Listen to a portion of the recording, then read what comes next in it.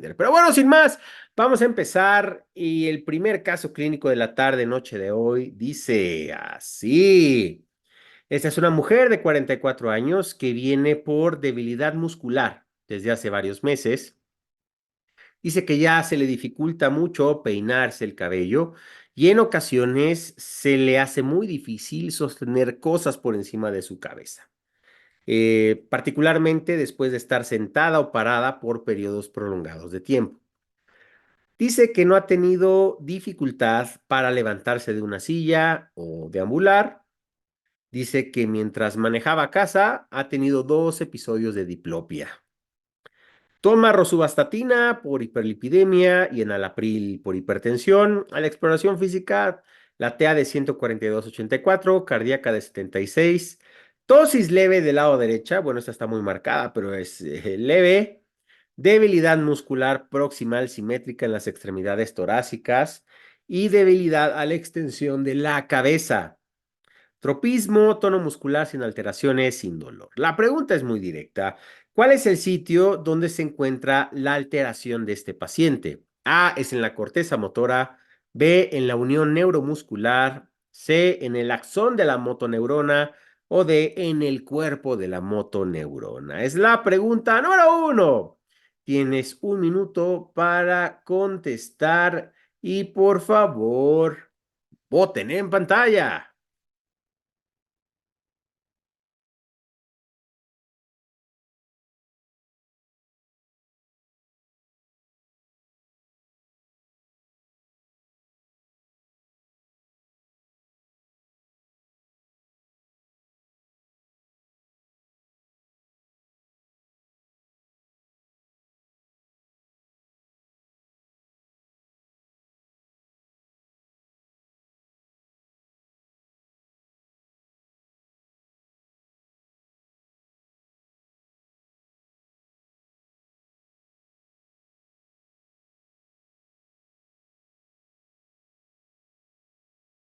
15 segundos.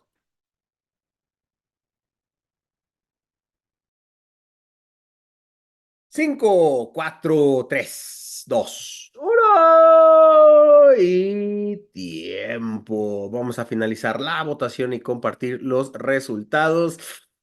La mayoría de ustedes tuvo la respuesta incorrecta. De hecho, fue el 72% que la contestó de forma incorrecta. Solamente el 28% acertó. Y esta paciente probablemente el problema esté a nivel de la unión neuromuscular. Fíjate cómo no te preguntaron cuál es el diagnóstico, que en ocasiones hay casos clínicos heredados en el examen, sino dónde está la alteración. Esto se conoce como una pregunta de dos niveles. Es decir, a lo mejor el sustentante está pensando, me van a preguntar, lo más probable es que esto sea una miastenia gravis, aunque necesitaríamos más datos, pero el evaluador quiere saber si conoces dónde está el problema de la miastenia gravis y es a nivel de la unión neuromuscular. A nivel de la corteza motora, esto hubiera sucedido en el caso de principalmente una enfermedad vascular. Si pacientes que tuvieron un infarto a nivel prefrontal, que es donde se encuentra esta corteza motora, y la paciente tendría muchos más problemas, principalmente el hecho de que no podría articular palabras y explicarte de qué se le dificulta regresar a su casa, no podría manejar, como menciona que el caso clínico menciona que sí lo ha tenido, y las características de debilidad muscular proximal, episodios de diplopia, que después de pasado el día, generalmente el evaluador no te regala este dato, que la miastenia gravis la mayoría de las veces es de forma vespertina. Es decir, en la mañana los pacientes están bien y posteriormente empiezan con la debilidad muscular. Malas veces es clasificado como que el paciente es perezoso, pero no, lo que pasa es de que la acetilcolina no se puede unir a su receptor en la placa muscular. Entonces, este diagrama me parece bastante sencillo. No es un problema del nervio periférico, no es una neuropatía, no es un problema de motona neurona superior, que recuerda que el sistema motor, las neuronas existe una neurona en nuestra corteza motora, de ahí hace sinapsis con una segunda neurona a nivel de la médula espinal y esa neurona tiene un axón bastante largo para llegar al músculo. Este es como la característica de la distribución del sistema nervioso. No es un problema de astas posteriores en la médula, porque eso generalmente son problemas de la propiocepción y del dolor, sino el problema que tiene este paciente es a nivel de la placa muscular, que lo más probable, como te mencioné, es que este paciente tenga miastenia gravis, pero también hay diferentes síndromes miasténicos, como el síndrome de Eaton-Lambert o Lambert-Eaton, o incluso de forma terapéutica aprovechamos la toxina botulínica para evitar tanto espasmos musculares, fisuras anales o evitar las fisuras y las arrugas en la piel. Pero bueno, no te pongas triste, es el primer caso de tres, todavía te puedes recuperar y vamos con el siguiente caso clínico que dice... Ah, sí, recuerda que si tienes dudas o preguntas, aprovecha el apartado de preguntas y respuestas para que lo podamos resolver antes de terminar la sesión. Esta es una niña de 5 años que la traen sus papás porque tiene hemiplegia derecha, no puede mover la mitad del hemicuerpo de su lado derecho. Dice que desde hace 3 horas empezó con los problemas, que no estaba así, pero ya la trajeron porque se asustaron, porque cada vez notaron que le costaba más trabajo mover el hemicuerpo derecho. Dice que en la mañana, hace 10 horas, estaba jugando y se resbaló con un juguete y se estaba cepillando los dientes y cayó hacia adelante con el cepillo dental dentro de la boca. En ese momento lloró, dijo que solo le dolía la garganta y pudo comer sin problema, pero conforme fueron avanzando las horas, empezó con el déficit neurológico hasta no poder mover la mitad del cuerpo derecho, este pequeñín de 5 años de edad. Tiene de antecedentes, su mamá tiene migraña común y su abuelo materno tuvo un EB6 isquémico a los 62 años. Se conoce este pequeñito con un trastorno de déficit de atención y actualmente está en tratamiento con metilfenidato. Ya la exploración física, la hemiplegia derecha es completamente franca, no tiene sensación, tiene hemianestesia derecha y leve afasia motora. ¿Cuál de las siguientes es la causa de los síntomas de este paciente? Fíjate cómo no te están preguntando localización, que generalmente en neurología eso es lo que nos da pánico a cualquiera que no sea neurólogo. ¿Cuál es la causa? Este paciente tiene A, déficit de antitrombina 3, B, tiene una malformación arteriovenosa, C, tiene una disección carotídea o D, tiene una migraña hemipléjica. Es la pregunta número 2. Tienes un minuto para contestar en la pantalla y por favor, voten.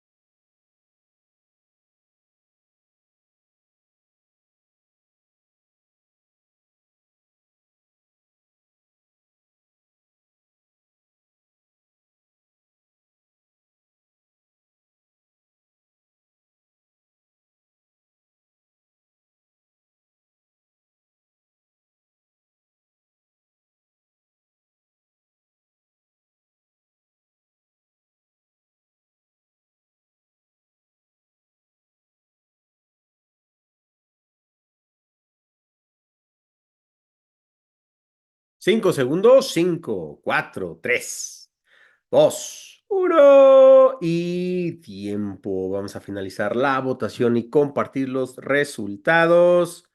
Bien, la mayoría, me hubiera gustado que fuera un mayor porcentaje, tuvo la respuesta correcta. Este pacientito tiene que ya meterse a intervención porque tiene probablemente una disección carotídea. Y recuerda que la carótida hace una subdivisión y es lo que se transforma en la irrigación del cerebro con los diferentes sistemas de irrigación, principalmente la arteria cerebral media. Entonces, todas las opciones fueron seleccionadas. Voy a tener el uso compartido. La primera opción, ¿qué fue lo que pasó con este paciente? Me parece que es la mejor forma de evaluar este caso clínico. Pues pasó algo que, por lo que nuestras abuelitas siempre nos regañaban, que no estuviéramos corriendo con objetos dentro de la boca. Este paciente se resbaló, se laceró, se lastimó con el cepillo dentro de la boca y voy a adelantarme para que lo veas. Aquí a la derecha vemos la anatomía de la boca, de la orofaringe. Mi hermano es otorrino, que también nos apoya en el curso del doctor Vago, mencionaba que la amigdalectomía es una cirugía bastante sencilla porque simplemente metes una cuchara especial, secciona y arranca de raíz las amígdalas y cobras tu dinero y te vas muy tranquilo a casa. Siempre hay un pero, era de las cirugías más traicioneras. Mira nada más dónde se encuentra la preciosa arteria carótida. Es una pequeña capa muscular la que lo separa de las amígdalas.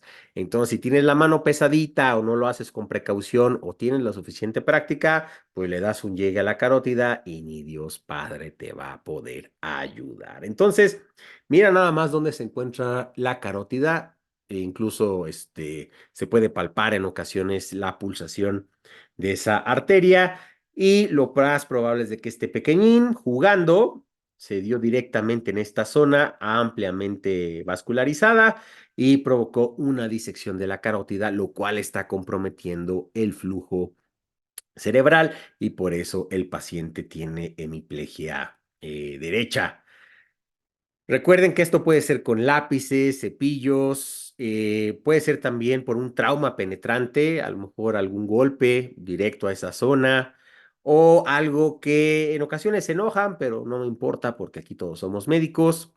Por ejemplo, el acudir con los hueseros, con los quiroprácticos y todas esas manipulaciones que vemos en internet, en TikTok, en Instagram, eso puede provocar disecciones de cuello. A mí me ha tocado ver un par. También algunos deportes de alto contacto o incluso ciertas posiciones de yoga. Hay ciertos reportes de caso en los cuales han exacerbado este, este problema de la disección. Eh, Otra de las opciones de los distractores era deficiencia de antitrombina 3, es decir, que el paciente tuviera un estado procoagulante. Esa me parece que es una respuesta incorrecta porque el paciente no tiene antecedentes heredofamiliares de este problema. Y el abuelo probablemente a esta edad adulta tuvo el EB6 isquémico por otras causas, principalmente enfermedad ateromatosa. No tenemos antecedentes de eventos procoagulantes en la familia, a él no le ha pasado nada así, entonces podríamos descartarlo, y aparte que el mecanismo de lesión es bastante obvio.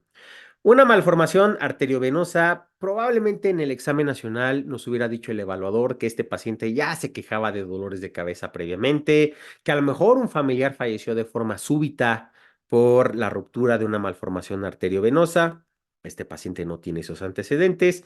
Y la migraña hemipléjica, sí hay una forma de migraña que recuerda que es un fenómeno vascular bastante complejo, en los cuales los pacientes pues dejan de mover la mitad de su cuerpo y es una manifestación de esa migraña, no compromete el flujo cerebral, se recuperan completamente y yo tengo una colega que tiene ese problema, tiene una migraña hemipléjica. Cuando se estresa mucho, la paciente deja de mover la mitad de su cuerpo y es bastante molesto. Afortunadamente es médico, no se dedica a alguna profesión que ponga en riesgo la vida de los demás. Me refiero a que no es cirujano, no es cirujana, no es piloto, no es chofer. Entonces, pero la migraña hemipléjica me ha tocado verla una y es con una colega que es médico. Entonces, lo más probable es que por el mecanismo de lesión y por andar jugando con el bendito cepillo de dientes, se disecó la arteria carótida. Generalmente en estos pequeños sí podemos y tenemos terapia endovascular, periférica, se coloca un stent para hacer una férula, pero si llegan, seguramente esta disección no es tan grande porque el paciente tiene casi 10 horas con los síntomas.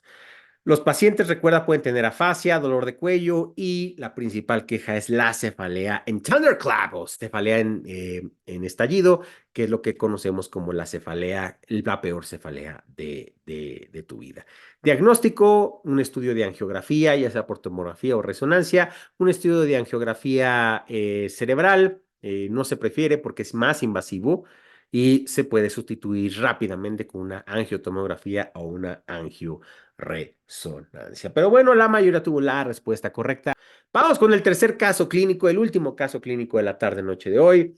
Esta es una mujer de 79 años que viene trasladada de una casa de retiro, de un asilo a urgencias, porque mencionan los cuidadores que tiene insomnio y episodios frecuentes de agitación desde hace 2 días. 2 días tiene la abuelita así y apenas la trajeron porque ya no dejaron dormir.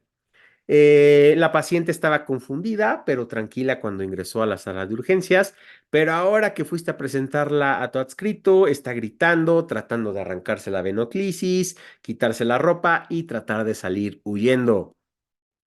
Ve su historial clínico porque ya ha venido antes, tiene un trastorno grave de la memoria y alteraciones de la marcha.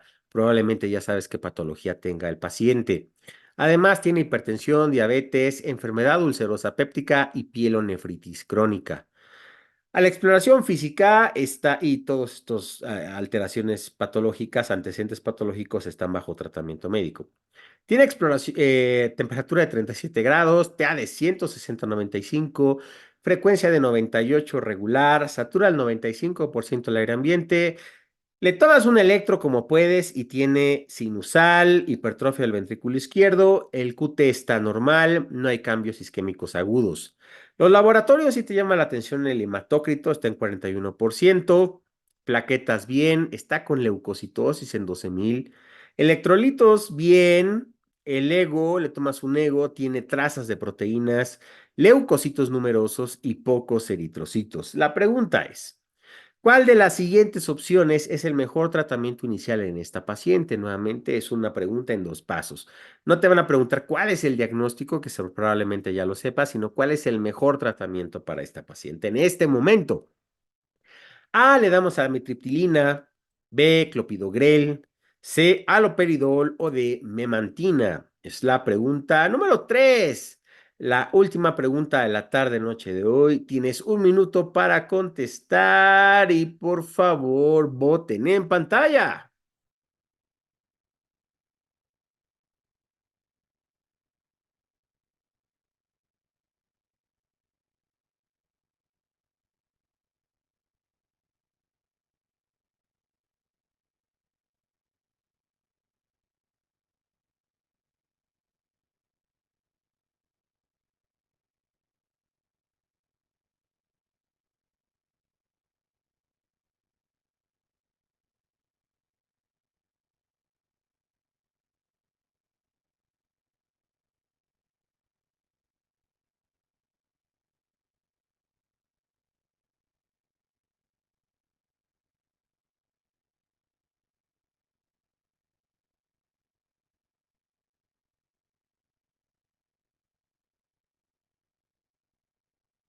5 segundos. 5, 4, 3.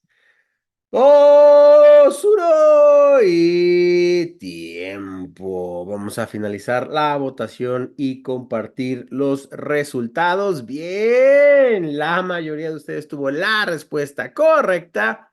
Esta paciente lo más probable es que se beneficie de todas estas opciones. Se va a beneficiar mucho más de utilizar haloperidol. Voy a detener el uso compartido. Todas las opciones fueron seleccionadas. Eso llama mucho la atención también. Esta paciente que tiene un delirium hiperactivo. Y podemos decir que es un delirium porque ya se descartó cualquier causa orgánica. Es decir, la paciente, su electrocardiograma es un paciente de 79 años que tiene factores de riesgo para hacer delirium. Eh, Tiene además una condición neurológica que aumenta el riesgo de que saliendo de su zona de comodidad, de su ambiente, se ponga la paciente en estado de delirium.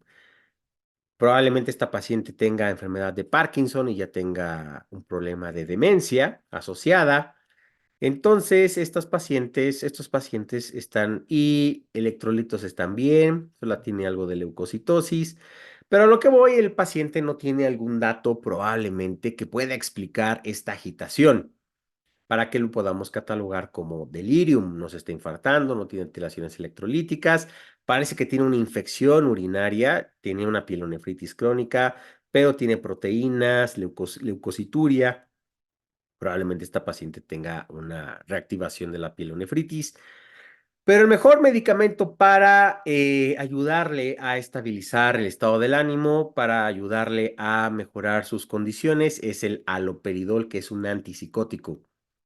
Existen algunos estudios con olanzapina, pero el haloperidol sigue siendo el preferido, el antipsicótico preferido, porque es el que más experiencias tiene, es el más seguro y casi todos los hospitales tienen esta disponibilidad. Algunos geriatras prefieren utilizar para el delirium hiperactivo el olanzapina, pero la evidencia más robusta y lo que tienes que contestar en el examen nacional es el haloperidol.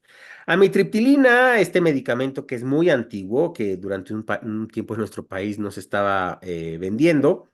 Recuerda que es un antidepresivo, pero es un antidepresivo tricíclico, muy añejo. Preferimos no utilizarlo en los pacientes adultos mayores y su efecto antidepresivo lo vamos a ver mucho tiempo después. El clopidogrel, pues esto tal vez pensando que la paciente tenga algún evento isquémico como un EBC o como un infarto. No se beneficiaría la paciente de esto. Esta paciente recuerda que tiene delirium hiperactivo, porque también hay delirium hipoactivo. De peor pronóstico cuando el paciente no hace nada, cuando está en hipoactividad. Este es de peor pronóstico y para ese no hay tratamiento farmacológico adecuado. Y la memantina, recuerda que este medicamento lo utilizamos mucho en los trastornos de memoria, en las demencias, diferentes tipos de demencias, pero la paciente, la demencia que tiene es más bien un factor de riesgo para que desarrolle delirium hiperactivo y podemos controlar a la paciente con haloperidol. Y de hecho, hasta el evaluador te está diciendo, dale sin miedo porque el QT está normal. Recuerda que hay diferentes medicamentos que pueden prolongar el QT y predisponer a las arritmias cardíacas. Entonces, tiene un delirium hiperactivo esta pacientita. El mejor medicamento para darles haloperidol, que es un antipsicótico. Hay factores de riesgo que predisponen y hay factores de riesgo que son precipitantes. Predisponen los trastornos de demencia, Parkinson, que esta paciente probablemente tenga ambas, pacientes con EBC previo, edad avanzada y alteración sensitiva. Siempre les decimos a todos los abuelitos, a los adultos mayores que se hospitalizan, tráigase sus lentes, traiga su dispositivo auditivo para que no tenga alteraciones en su sensibilidad y lo predisponga a un delirium, ya sea hiperactivo, que es el más común, o el hipoactivo. Y hay medicamentos que lo predisponen, que a los adultos mayores les des narcóticos, sedantes, antihistamínicos, relajantes musculares o la polifarmacia, que es el gran enemigo de la geriatría.